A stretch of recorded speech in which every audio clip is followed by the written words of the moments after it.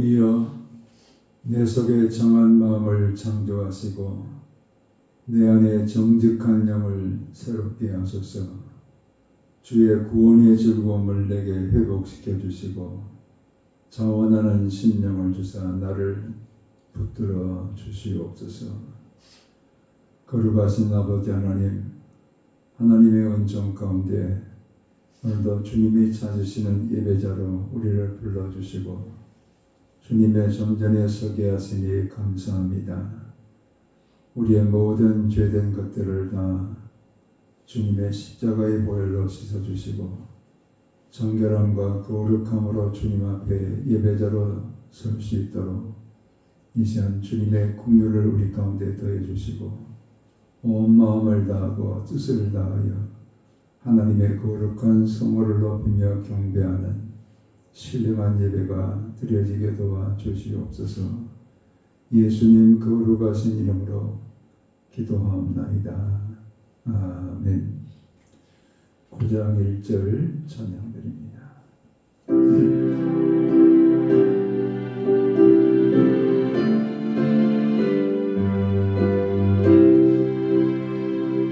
하늘에 가득 찬 영광의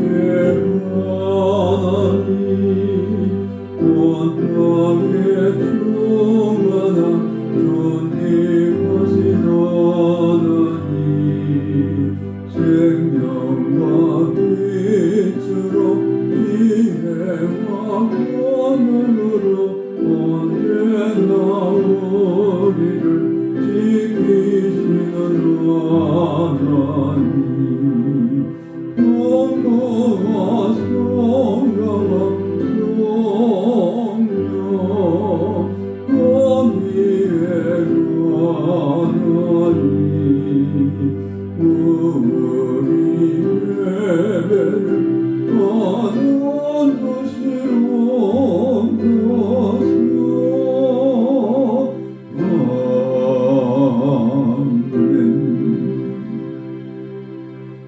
사도신경으로 우리의 신앙을 고백합니다.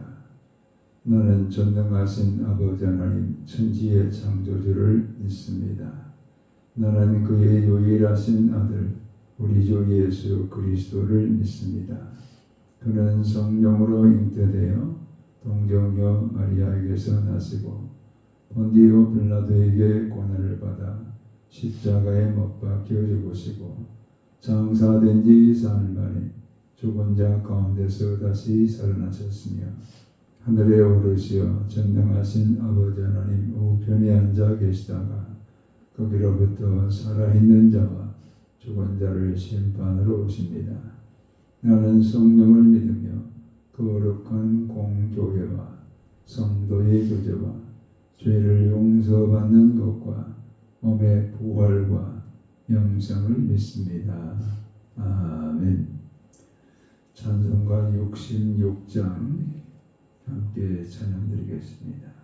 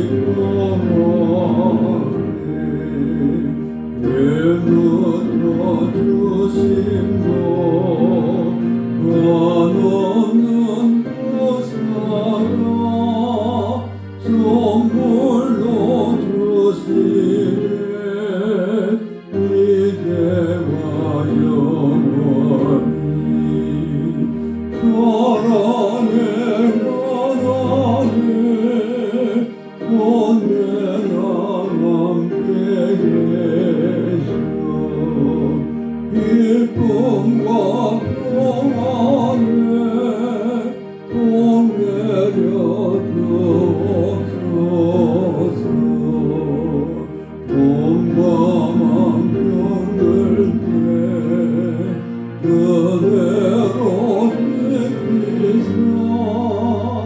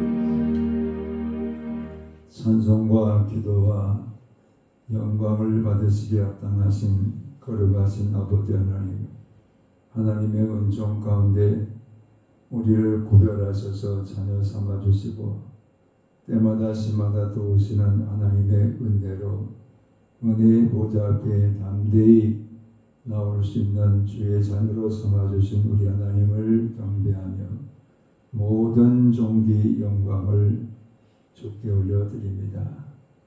하나님의 이 근은혜 가운데 거하면서도 감사하지 못하고 때로는 원망하고 불평하며 살았으며 우리 입술이 부정한 가운데 거하였음을 주님 앞에 참회를 드립니다. 우리의 마음에 하나님의 성령의 교통하심으로 성전을 세워주셨지만 우리의 마음에 탐심으로 인하여 하나님의 거룩한 성전을 더럽혔던 모든 죄악을 주님 앞에 참회를 드립니다. 먹든지 마시든지 무엇을 하든지 하나님의 영광을 위하여 하라고 말씀하셨지만 우리의 몸의 행실을 통해서 도리어 영광을 가리며 살았던 죄악을 주님 앞에 참회를 드립니다. 이 시간 하나님 우리를 불쌍히 여겨주셔서 모든 죄악을 십자가의 보혈로 씻어주시고 정결함과 거룩함을 회복하여 주님을 배우는 신령한 예배자가 될 수 있도록 사죄의 은총을 베풀어 주시옵소서. 동리서에서 먼 것처럼 날마다 죄를 멀리하며 살아가는 하나님의 권속들이 되게 하시고 우리 주님을 가까이함이 복이라 말씀해 주셨사오니 주님을 가까이하며 살아가는 하나님의 권속들이 되게 도와 주시옵소서. 아버지 하나님, 하나님께서 악은 모양이라도 버리라 말씀해 주셨사오니 날마다 악을 아버지 우리가 버리고 하나님의 선을 따라서 이 땅에서 하나님의 영광을 드러내는 거룩한 백성들의 삶이 되게 도와 주시옵소서. 우리를 많은 사람 가운데 부르신 부르심의 소망이 무엇인가를 날마다 깨닫게 도와주시고 하나님의 부르신 그 부르심의 목적과 뜻을 따라서 날마다 하나님의 거룩한 자녀로 살아갈 수 있도록 주님 도와 주시옵소서. 피로 값주고 사신 거룩한 교회, 한국교회와 세계교회를 들어주시고 하나님의 진리와 하나님의 거룩한 영으로 예배드려지는 모든 영광의 조소가 되게 하시고 하나님이여 그 모든 교회들을 통하여 하나님의 나라가 땅끝까지 이르러 증거될 수 있도록 주님께서 역사해 주시옵소서. 우리의 뜨한 감사교회를 세우시고 인도하신 하나님을 찬양합니다. 교회 속한 모든 권속들 병든 자에게는 치료하심으로 막힌 자에게는 열림으로 묶인 자에게는 풀어짐으로 두려워하는 자에게는 하나님의 위로하심과 평강으로 함께하여 주셔서 날마다 모든 하나님의 백성들을 사랑하시는 그 사랑의 깊이와 높이와 넓이를 체험하며 살아가는 하나님의 권속들이 되게 도와 주시옵소서. 아버지 이번 주간에는 우리 고3 학생들이 수능 시험을 치르게 됩니다.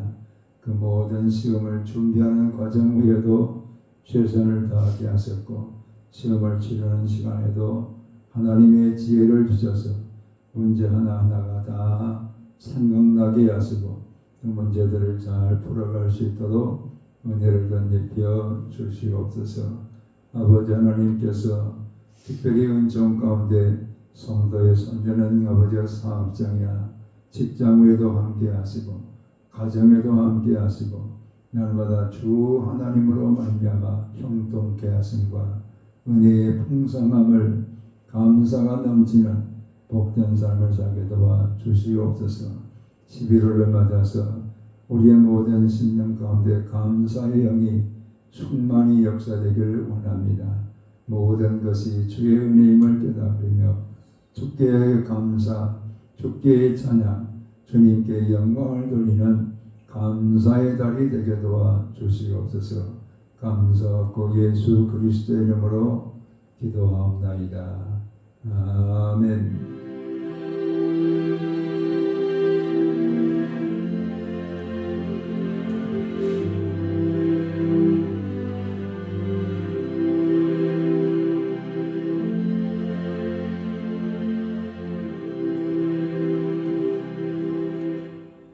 주시는 계시의 말씀은 누가복음 17장 11절에서 19절의 말씀을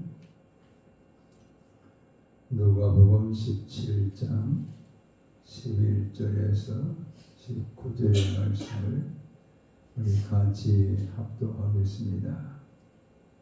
예수께서 예루살렘으로 가실 때에 사마리아와 갈릴리 사이로 지나가시다가 한 마을에 들어가시니 나병 환자 10명이 예수를 만나 멀리 서서 소리를 높여 이르되 예수 선생님이여 우리를 불쌍히 여기소서 하거늘 보시고 이르시되 가서 제사장들에게 너희 몸을 보이라 하셨더니 그들이 가다가 깨끗함을 받은지라. 그 중에 한 사람이 자기가 나은 것을 보고 큰 소리로 하나님께 영광을 돌리며 돌아와 예수의 발 아래에 엎드려 감사하니 그는 사마리아 사람이라. 예수께서 대답하여 이르시되 10사람이 다 깨끗함을 받지 아니하였느냐? 그 9은 어디 있느냐? 이 이방인 외에는 하나님께 영광을 돌리러 돌아온 자가 없느냐 하시고 그에게 이르시되 일어나 가라 내 믿음이 너를 구원하였느니라 하시더라. 아멘. 예수님께서 예루살렘을 향해서 나아가시고 계셨습니다. 이제 예수님이 예루살렘에 가시면 붙잡히시고 신문을 당하시고 십자가에 죽으시는 그런 고통이 기다리고 있는 예루살렘을 향해서 가시고 계셨습니다. 특별히 사마리아 지방과 갈릴리 사이를 지나서 가고 계셨다.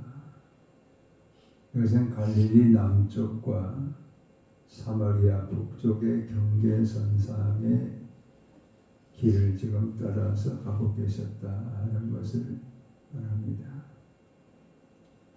예수님이 갈릴리를 중심으로 병자를 고치시고 하나님의 나라의 말씀을 선포하시고 제자들을 굳게 세우시는 이런 제자 훈련을 주로 갈릴리 지방에서 감당하셨습니다.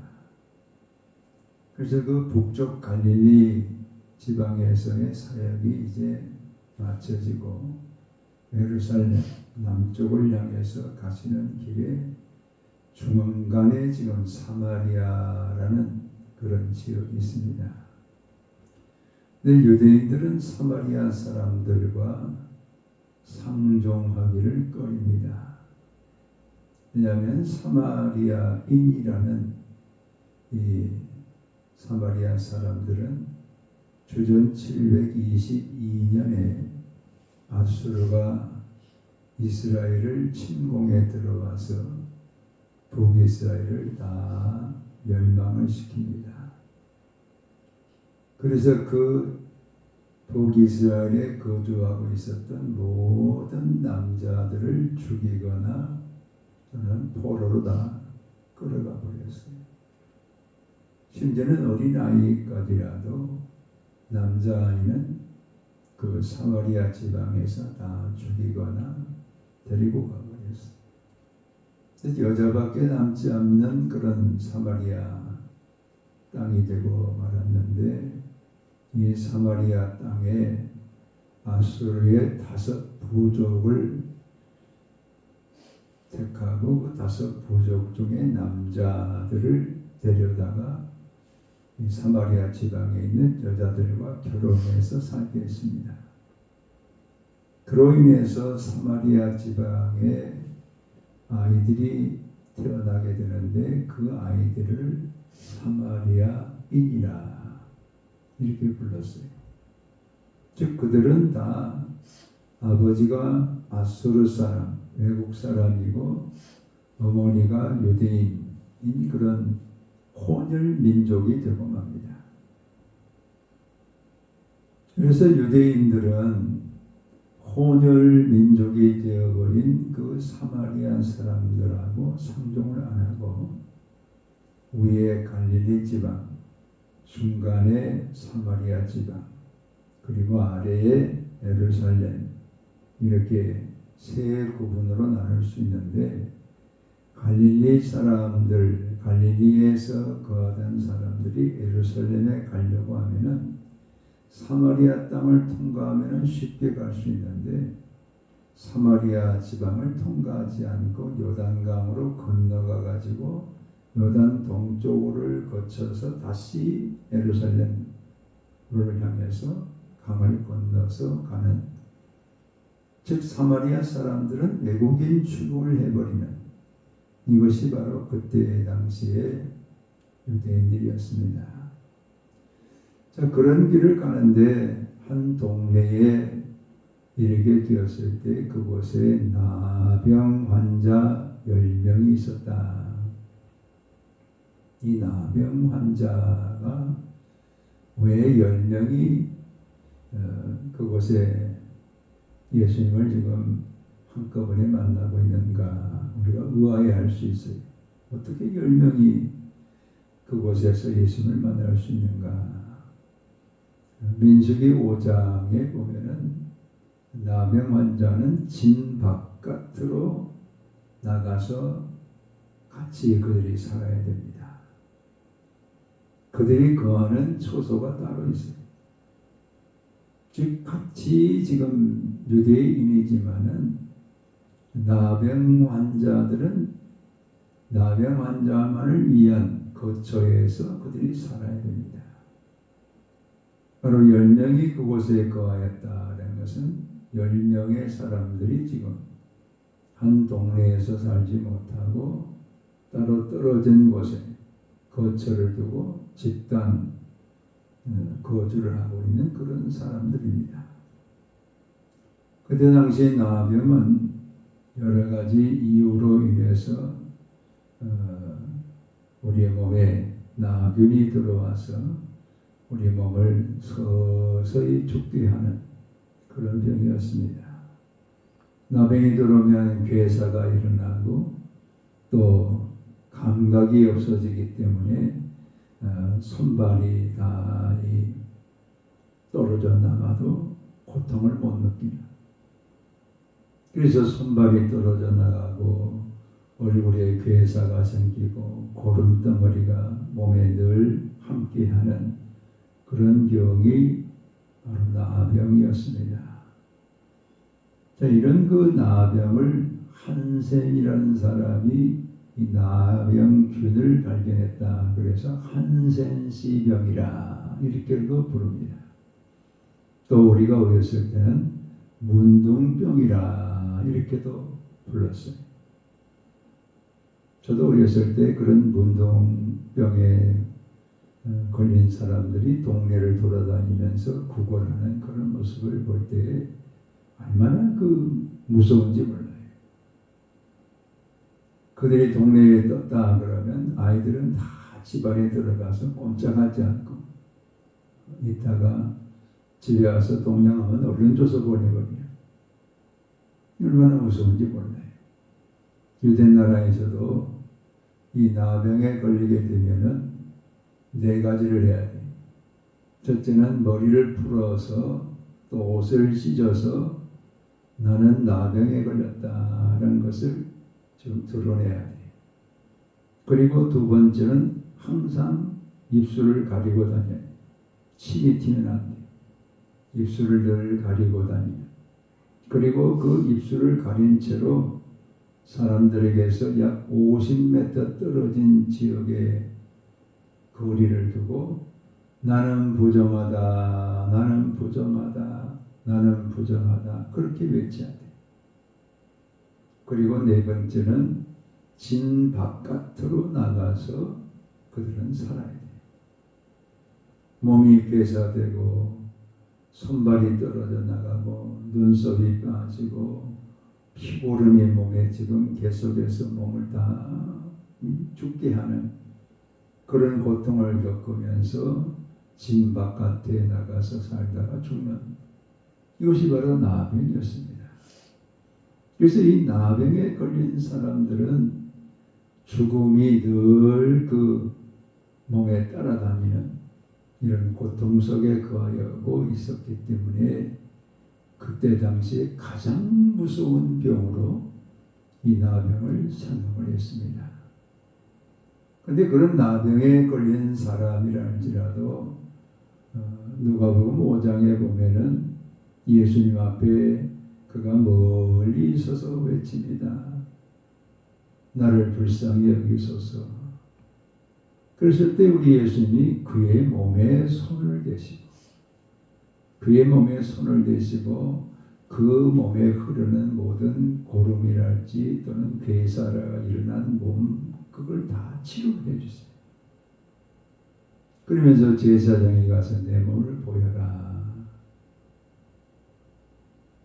이렇게 예수님이 치료를 하셨는데, 오늘 나병에 걸려 있었던 10명의 환자들이 선생님, 우리를 불쌍히 여기소서 하고 지금 한 50m 떨어진 지역에서 지금 큰 소리로 예수님을 향해서 간구를 하는 겁니다. 근데 누가복음 5장에서는 나병 환자에게 손을 대시며 치료를 해주셨는데, 이 10명의 나병 환자가 치료를 해달라고 구할 때에는 그렇게 하지 아니하고 제사장에게 가서 내 몸들을 보여라, 이렇게 말씀하세요. 우리가 보면 성경에 나만이 문둥병으로부터 나을 때에도 나만은 유대 나라에 가면은 한 선지자가 있어서 나병을 고치더이다, 이 말을 듣고 아주 선물 보따리를 가지고 유대 나라를 찾아서 자기 병을 고쳐달라고 먼저 왕에게 가서 얘기했지만 왕이 자기 어떻게 고칩니까? 그래서 나는 못 고친다, 이거 지금 돌아가고 있는 그런 나만에게 엘리사가 그 얘기를 듣고 지금 엘리사와 지금 나만이 만나는 그런 장면이 열왕기하 5장에 나오고 있어요. 그래서 지금 나만이 엘리사의 집 앞에 와서 나만이 엘리사를 부르는데 엘리사가 나와보지도 않아요. 그리고는 엘리사의 사환이 나와가지고 우리 주인께서 말씀하시기를 저 요단강에 가서 몸을 7번 담그라고 그럽니다. 그러면 깨끗이 나을 겁니다, 이렇게 얘기를 해요. 자, 그때 나만이 생각하기를 적어도 그 선지자가 나와서 자기 몸의 상처에 손을 대고 질병을 치료해 줄 줄도 알았는데 나와 보지도 않고 그 집에 일하는 사람이 와가지고 요단강에 가서 7번 몸을 담궈서 씻어라 그러니까 기분이 나쁜 거예요. 그 마음의 생각에는 적어도 나와서 상처를 보고 안수하고 이래서 치료할 줄 알았는데 말씀만 주거든요. 그래서 기분 나빠가지고 내가 우리나라에 가면은 이 요단강보다 더 깨끗한 물이 있는데 내가 이런 더러운 물에 들어가느냐고는 안 씻고 가려고.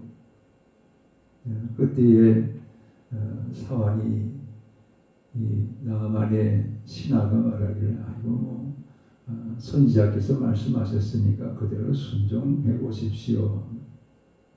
억지로 들어갑니다. 억지로 요단강에 들어가서 7번 몸을 씻었을 때 마치 어린아이의 피부처럼 깨끗하게 치료가 돼요. 이처럼 하나님께서는 때로는 환부에 손을 얹어서 낫게도 하시고 때로는 말씀을 통해서도 치료하시고, 그런데 하나님 앞에 치료를 받지 못하고 죽은 사람도 있어요. 역대하 26장에 보면은 우시야 왕이 52년간에 걸쳐서 왕의 통치를 하는데 하나님께서 은혜를 주셔가지고 주변 모든 나라들보다 강한 나라가 되게 해주셨어요. 그런데 26장 16절에 말씀하기를 그가 강성하여짐에 제사장이 분향하는 그 분향단에 가서 자기가 분향하려고 그곳에 들어가요. 그때 제사장들이 무리를 지어서 와가지고 왕을 말리지만 왕이 얼마나 급하게 비켜라 그러면서 와서 분향단을 향해서 잡으려고 하니까 그때 몸에 문둥병이 발해요. 오직 아론의 후손에 속한 제사장들만이 분향을 할 수 있는데 왕이 그것을 분향하려다가 그 교만으로 인해서 온몸에 문둥병이 발해요. 그 문둥병으로 인해서 그는 26장 21절에 보면은 죽는 날까지 그 문둥병을 앓다가 죽었더라 이렇게 말하고 있어요. 이처럼 문둥병으로 인해서 죽는 날까지 고통을 당하다가 죽는 사람들이 있었는가 하면은 하나님의 은혜로 우리 예수님이 손을 대어서 낫게 하는 사람도 있었고 또 때로는 말씀을 통해서 치유하시는 이런 역사를 통하여 문둥병으로부터 나음을 입었던 사람들이 있었어요. 10명을 향해서 제사장에 가서 내 몸을 보여라. 레위기 13장 14장에 말씀하기를 우리 몸에 문둥병이 들어오게 되어서 그것이 문둥병이냐 피부병이냐 그것을 판단하는 사람도 제사장이고 우리의 문둥병이 다 치유되었다는 것을 마지막 확인해 주는 사람도 제사장이었어요. 이 제사장은 문둥병자가 병이 다 나았을 때에 비둘기를 잡아가지고 그 몸에 피를 받아서 이 환자였던 사람에게 뿌려주면서 이제 너는 다 나았다 이렇게 선포해주면은 그 사람은 속건제와 속죄제를 하나님께 드리면서 이제 완전히 나병으로부터 치료받았다는 것을 사람들에게 다 공포하는 이런 예식을 반드시 거쳐야 됩니다.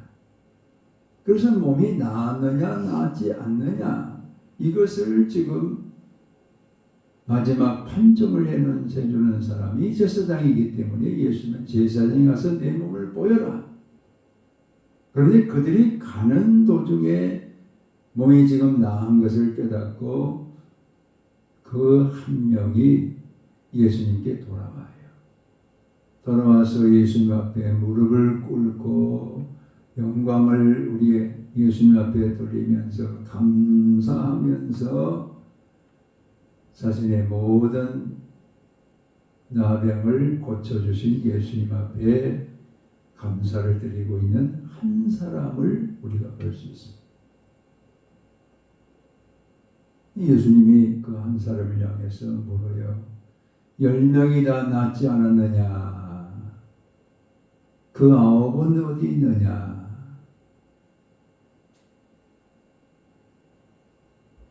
나에게 이처럼 돌아와서 감사하는 사람은 이 이방인 외에 없느냐? 이렇게 세 가지를 물어요.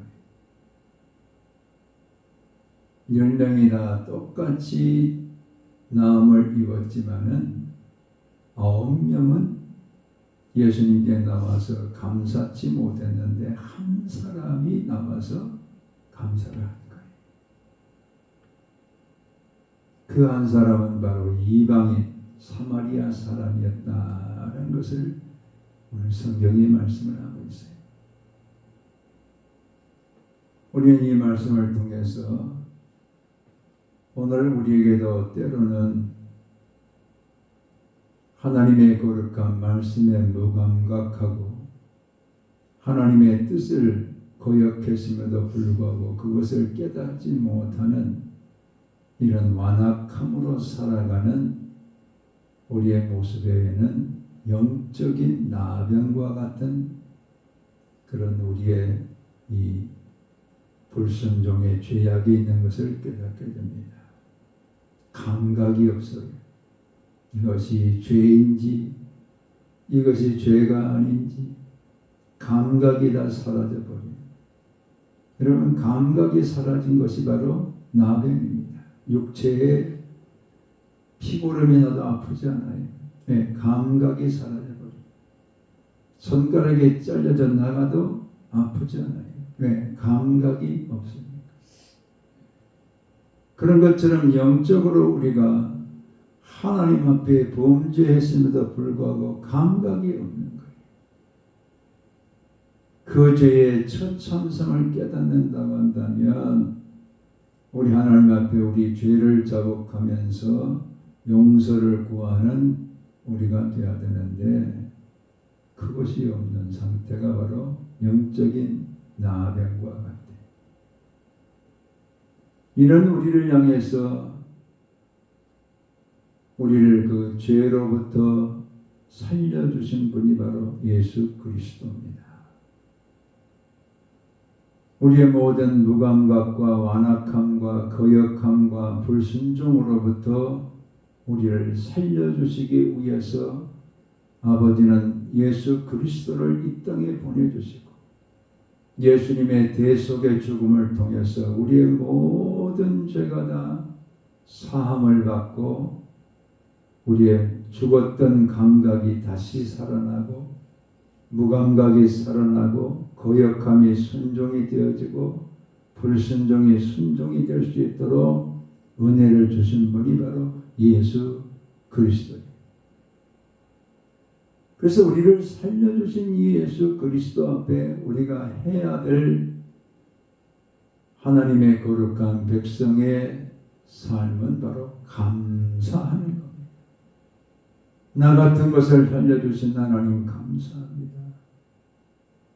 늘 우리에게 생명을 주시고 우리에게 죄사함의 은혜를 주시고 우리에게 모든 완악함이 하나님 앞에 순종으로 변할 수 있도록 은혜를 주신 우리 하나님 앞에 감사로 하나님을 영화롭게 하며 살아가는 우리가 되기를 주님이 원하고 계세요. 1890년 9월 달에 시카고 옆에는 미시간 호수라고 엄청 바다 같은 그런 호수가 있어요. 큰 바람이 폭풍이 불어가지고 사람들이 아주 쾌락을 즐기면서 뱃놀이를 하던 그 배가 물에 잠겨버려요. 287명이 죽어요. 대참사였어요. 그때 그 광경을 지켜보고 있었던 호스코에 있던 노스웨스턴 대학의 수영선수였던 에드워드 스펜서라는 그 청년이 학생이 수영을 하기 시작해요. 가가지고 무려 16번을 왔다 갔다 해요. 약 700m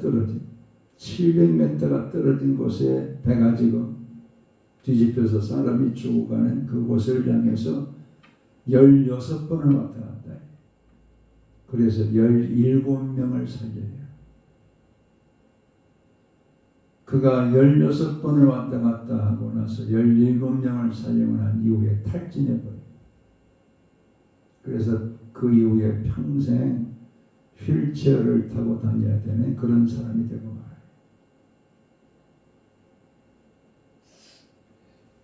그런데 어느 날 토레이 목사님께서 LA에 집회를 하시다가 에드워드 스펜서의 그 희생과 생명을 구원하는 그 이야기를 성도들 앞에 지금 하시는 거예요. 부흥회를 하는데 이 토레이 목사님이 그 설교를 끝내고 방에 들어왔을 때 누군가가 노크를 해요.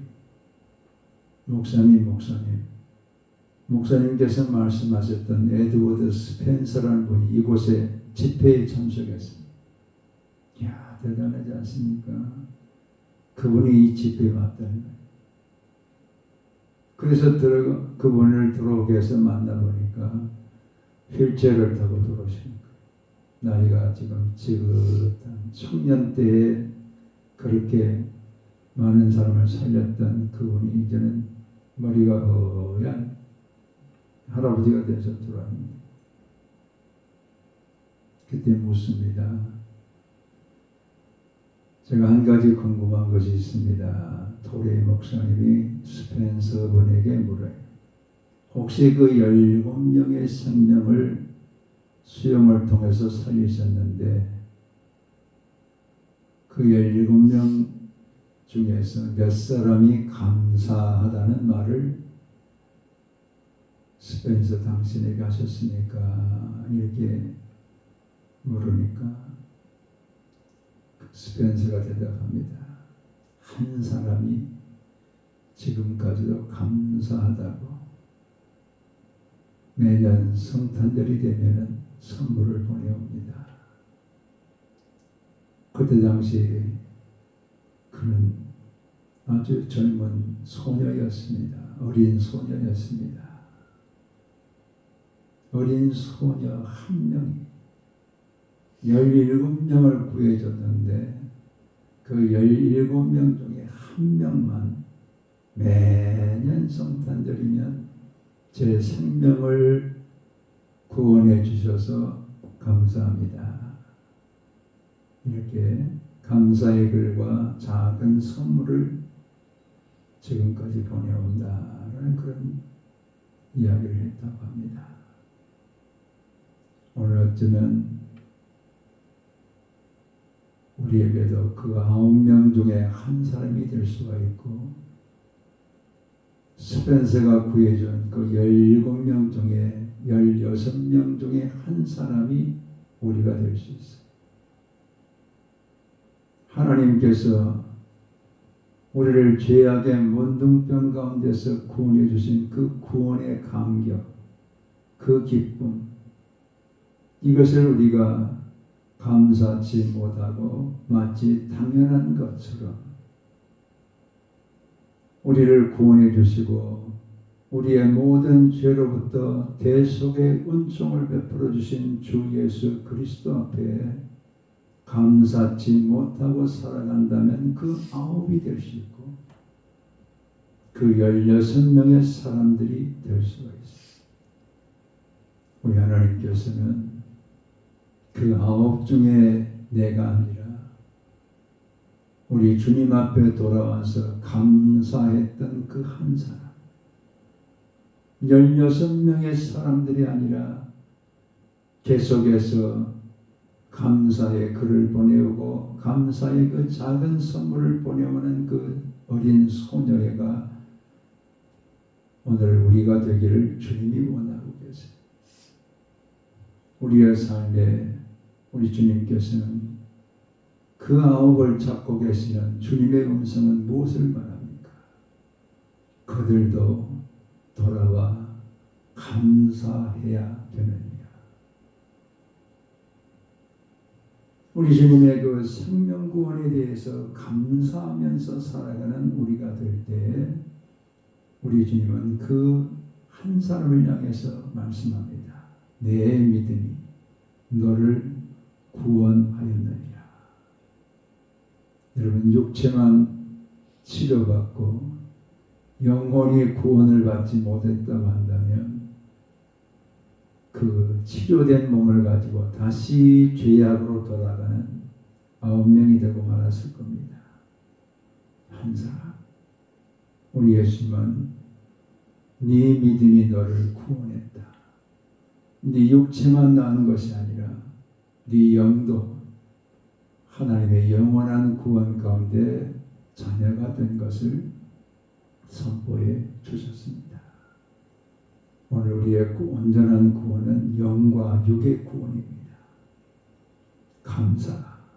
감사가 우리 육에도 영에도 하나님의 구원의 은총이 베풀어지는 이런 하나님의 은혜의 방편이다라는 것을 말씀하고 있습니다. 우리는 다음 주일에 추수감사 주일로 하나님 앞에 올려드리고자 합니다.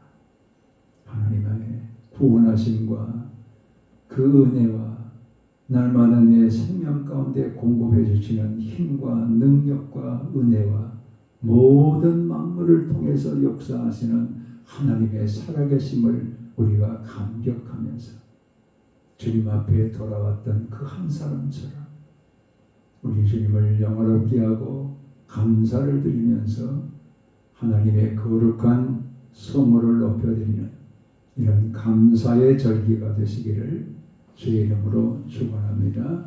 아멘. 아버지 하나님 고맙고 감사합니다. 오늘도 주의 말씀을 통해서 영적인 나병과 같이 무감각하고 거역하고 완악했던 우리를 구원하셔서 하나님의 거룩한 자녀가 되게 하시고 말씀에 순종하게 하시고 날마다 우리에게 주시는 믿음의 은혜를 따라서 영육의 구원을 받는 온전한 회복을 누리며 살아가는 하나님의 구원을 베풀어 주신 우리 하나님을 찬양하며 모든 존귀와 영광을 주께 올려드립니다. 특별히 모든 생명을 주시고 우리에게 힘을 주시고 우리에게 공급자가 되어주시는 우리 주님 앞에 감사로 하나님을 영원하게 하며 살아가는 하나님의 거룩한 백성들이 되기를 원합니다. 우리의 모든 심령 깊은 곳에 감사의 샘이 흐르게 하시고 그 감사가 우리의 입술과 우리의 몸을 통해서 우리 하나님께 올려지는 감사의 찬양과 영광이 되어지는 하나님의 권속들이 되게 도와주시옵소서. 감사하고 예수 그리스도의 이름으로 기도하옵나이다. 아멘.